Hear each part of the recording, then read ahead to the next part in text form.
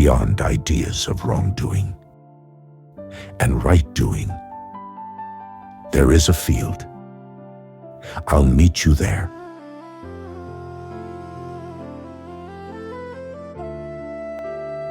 Not every spiritual journey begins with a conscious decision.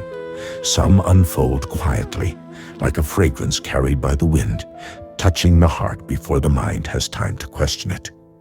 Many people walk the Sufi path without ever calling it by name, guided not by labels or rituals, but by an inner pull toward truth, love, and remembrance. It often begins with a subtle dissatisfaction, not with life itself, but with surface-level meanings. You may find that achievements, explanations, and borrowed beliefs no longer feel sufficient. The heart starts asking deeper questions, not out of doubt, but out of longing. This longing is central to the Sufi way, the ache to return to what feels real, eternal, and intimate. Gradually, knowledge loses its sharp edges. You realize that knowing is incomplete unless it softens the heart. Information alone feels heavy, while wisdom feels light. You may be drawn toward poetry, parables, silence, or sacred stories, not to analyze them, but to feel them. In Sufi understanding, the heart is not a metaphor. It is a faculty of perception. When it awakens, life itself becomes a teacher.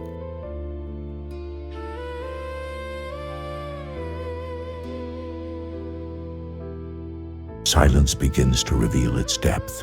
Stillness no longer feels empty or awkward. Instead, it feels full, inhabited by a quiet presence. You may find yourself drawn to solitude, not to escape the world, but to hear something more subtle beneath its noise. This is not withdrawal, it is attentiveness. The Sufis say that when the noise of the self quiets down, the beloved can be heard. Love, too, transforms in meaning. It is no longer limited to attachment or desire. Love becomes a discipline, something that demands patience, humility, and surrender. Through love, you are broken open again and again, and each breaking makes you softer rather than bitter.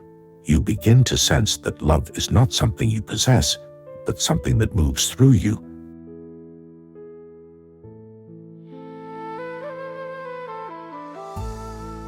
Polishing the heart so it may reflect the divine. Along this journey, a feeling of gentle estrangement may arise.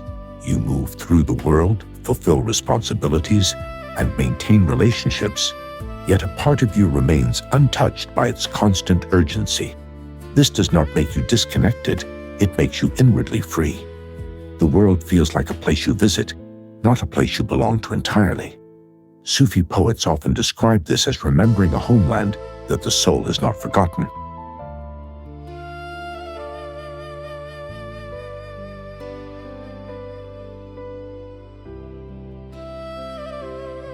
Hardships take on a new meaning as well. Pain no longer feels random or purely destructive. Trials seem purposeful, shaping rather than punishing. Each difficulty removes another layer of ego, another illusion of control. In Sufi thought, suffering is not sought, but when it arrives, it is treated as a polishing stone, harsh, but necessary to reveal the mirror beneath. You may also notice a shift in how you see others. Judgment slowly gives way to compassion. You begin to recognize that everyone is carrying an unseen burden, walking their own hidden path. This recognition softens your interactions and deepens your patience. The boundary between us and them becomes thinner, more transparent. Eventually, the need to define the path fades. You stop asking what to call it and start living it. The Sufis remind us that the path is not somewhere you go. It is something that happens when the self loosens its grip and love takes the lead. The seeker dissolves into the seeking, and what remains is presence. If this journey feels familiar, do not rush to name it. Names belong to the mind. The path belongs to the heart. Walk gently, with humility and openness. As the mystics whisper across centuries, when you stop searching for the beloved, you realize you have been walking together all along.